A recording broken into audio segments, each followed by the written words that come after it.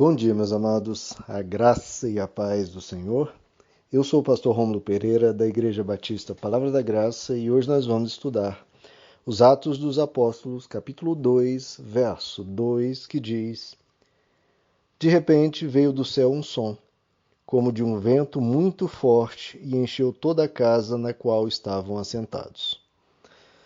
Bom, queridos, nós temos acompanhado as últimas mensagens e nós vimos, nos versículos anteriores, o quanto os discípulos e a comunidade ao redor deles, cerca de 120 pessoas, estavam compromissadas em buscar a Deus. Eles estavam realmente entregues nesse objetivo. Eles precisavam de uma ajuda, de uma capacitação, de um mover de Deus para os preparar para a missão a qual Jesus os havia dado. Eles reconheceram isso, que sem o auxílio de Deus, essa missão seria completamente impossível. Como anunciar o Evangelho em meios tão hostis? Haja vista que o próprio Jesus havia sido crucificado. E como levar essa mensagem a corações duros, a corações das mais diversas religiões, como anunciar o Cristo que deu a vida pelo mundo, a esse mundo que estava bloqueado a essa mensagem. Eles precisavam de alguma espécie de intervenção da parte de Deus.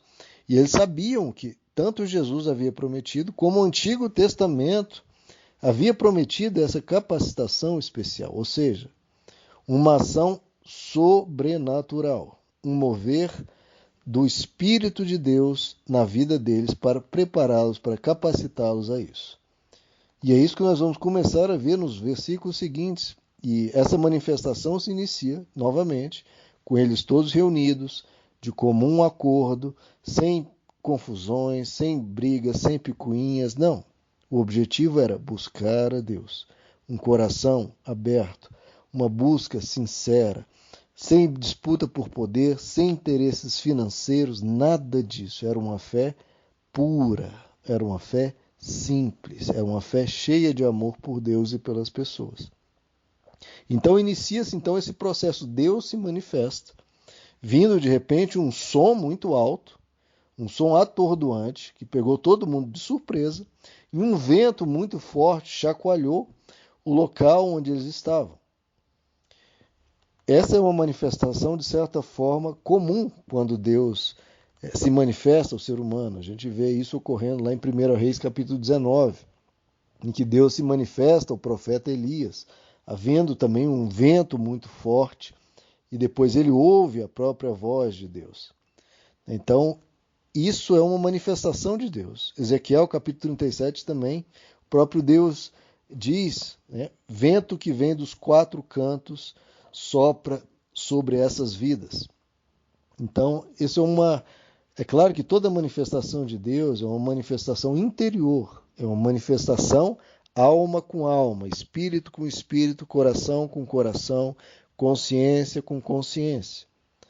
Mas as manifestações interiores, muitas vezes, são precedidas por manifestações exteriores, não porque haja em Deus essa necessidade, mas por uma necessidade humana. Deus, para sinalizar ao ser humano que ele vai agir, que ele está se manifestando, ele, tendo essa misericórdia para com a nossa mentalidade, às vezes muito simples, ele realiza coisas exteriores para que a gente perceba que algo interior está começando a ocorrer. Então essa é uma forma de Deus realmente sinalizar para o ser humano, para que o ser humano veja, e se aperceba que aquela promessa do Antigo Testamento e de Jesus, em que Jesus diz, olha, fiquem em Jerusalém até que sejais revestidos de poder do alto. Então, para eles terem certeza que essa promessa estava se cumprindo, Deus deu essa sinalização. Porque senão, se tudo o mais seguinte ocorresse, eles talvez pensassem depois, bom, não sei se foi, será que vai vir algo maior depois, etc. Então Deus, para deixar claro para eles que a promessa estava se cumprindo, ele sinaliza isso com essa manifestação na natureza, no ambiente, criou todo um cenário para eles entendessem que Deus estava vindo sobre eles.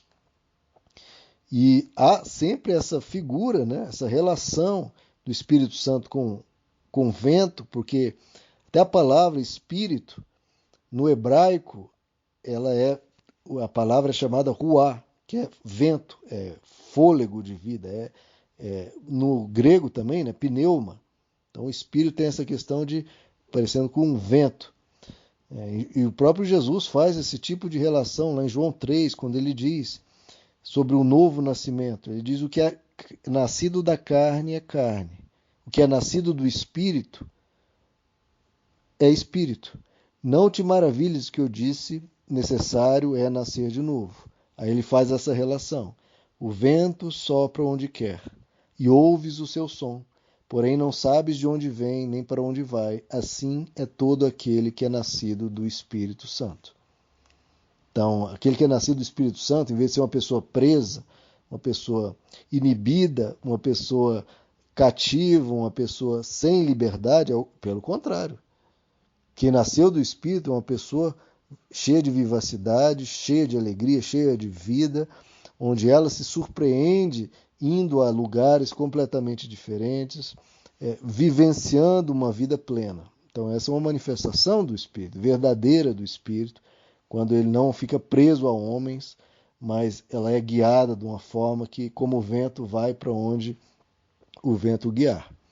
Outra sinalização dessa metáfora, dessa relação entre o Espírito e o vento, é quando o próprio Jesus, depois de ressuscitado, lá em João 20, ele sopra sobre os discípulos e diz: recebam o Espírito Santo. Então, esse sopro de Jesus, lá em João 20, aqui agora está vindo um sopro do céu, como se o próprio Deus soprasse sobre aquelas 120 pessoas e dissesse: sejam cheios do Espírito Santo.